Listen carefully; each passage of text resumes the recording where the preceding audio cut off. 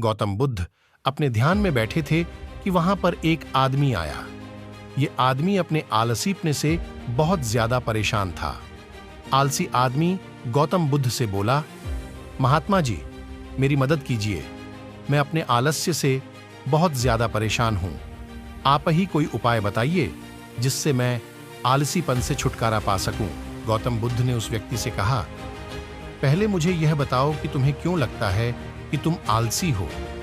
आलसी आदमी बोला, सिर्फ मुझे नहीं, मेरे परिवार वालों को और मेरे आसपास के सभी लोगों को ऐसा लगता है कि मैं आलसी हूं। गौतम बुद्ध ने फिर उससे पूछा, क्या तुम जानते हो आलस्य होता क्या है? आलसी व्यक्ति बोला, नहीं, मैं नहीं जानता, किंतु मैं इतना जरूर जानता हूं कि आलस्य बहुत बुरी चीज है। इसकी वजह से मुझे बहुत नुकसान हुआ है जीवन में। गौतम बुद्ध बोले, जिस परेशानी से तुम छुटकारा पाना चाहते हो, पहले उसके बारे में पूरी जानकारी ले लोगे तो उससे छुटकारा पाना आसान हो जाएगा।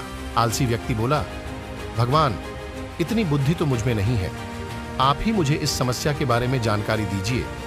गौतम बुद्ध बोले, आलस्य एक मानसिक अवस्था है, एक विचार है जिसे जाने अनजाने में हम खुद ही जन्म देते हैं।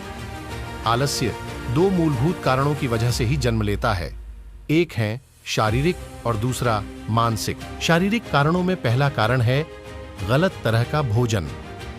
हम सभी जानते हैं कि हमारे शरीर को भोजन से ऊर्जा मिलती है और यह ऊर्जा सजीव चीजों से मिले तो अच्छी, यानी कि प्राकृतिक रूप से जो हमें भोजन की वस्तुएं प्राप्त होती हैं, उनसे अगर यह ऊर्जा मिले तो हमारा शरीर इससे अच्छी ऊर्जा प्राप्त करता है।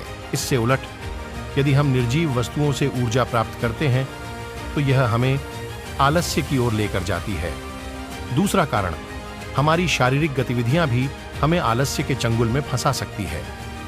गौतम बुद्ध ने आलसी व्यक्ति को अपने शिष्यों की तरफ इशारा करते हुए कहा कि देखो, इनके चलने फिरने बैठने के तरीकों में तुम्हें कुछ अलग नजर आ रहा है। जब आलसी व्यक्ति कुछ समझ नहीं पाया, तब गौतम बुद्ध ने उससे कहा, मेरे शिष्य जब भी बैठते हैं तो वे रीढ़ की हड्डी को एकदम सीधा रखते हुए बैठते हैं।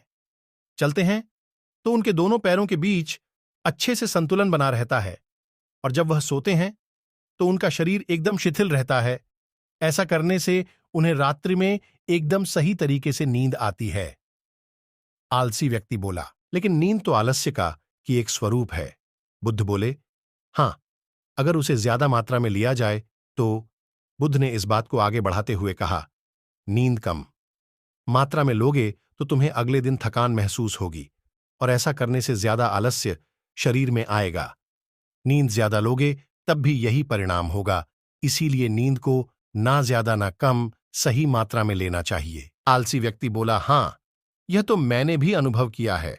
बुद्ध बोले, अब मानसिक कारणों के बारे में जान लो। मानसिक कारणों में सबसे पहले हैं हमारी पुरानी गलत धारणाएं। अक्सर ऐसा होता है कि हम पहले जिन कामों में असफल हो चुके हैं, हमारे अंदर ऐसी भावनाएं बन जाती है कि हम उस काम में हमेशा असफल होते रहेंगे, जिस वजह से हमें उस काम को करने में आलस आता।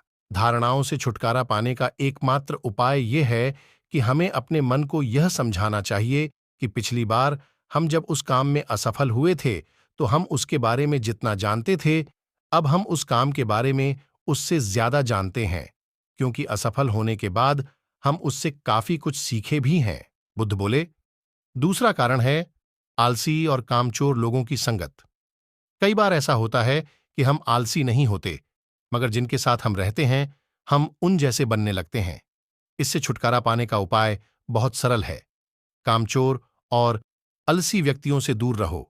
ऐसे व्यक्तियों की संगत में रहो जो अपने काम को बड़ी लगन से करते हैं और तुम्हें कुछ सिखा पाए। गौतम बुद्ध ने तीसरा कारण बताते हुए कहा, यह कारण आलस्य के लिए सबसे बड़ा कारण है काम को कल पर टालते रहना। यह कारण इतना शक्तिशाली है कि किसी भी व्यक्ति को बर्बाद कर सकता है। इससे बचने का सबसे आसान उपाय यह है कि जो काम जितनी जल्दी संभव हो उतनी जल्दी कर दिया जाए। गौतम बुद्ध ने आलसी व्यक्ति से एक सवाल पूछा, मान लो तुम किसी रेगिस्तान में फंस गए हो और तुम्हें प्यास लगी है, तो तुम क्या करोगे? आलसी व्यक्ति बोला, मैं जल्दी ही रेगिस्तान के आसपास कोई गांव की तलाश करूंगा या ऐसी जगह की तलाश करूंगा जहां पर मुझे पानी मिल सके। गौतम बुद्ध बोले, अगर तुम्हें काफी देर ढूंढने पर भी पानी ना मिले तब तुम क्या करोगे? आलसी व्यक्ति बोला, मैं तब भी अपनी तलाश जारी रखूंगा क्योंकि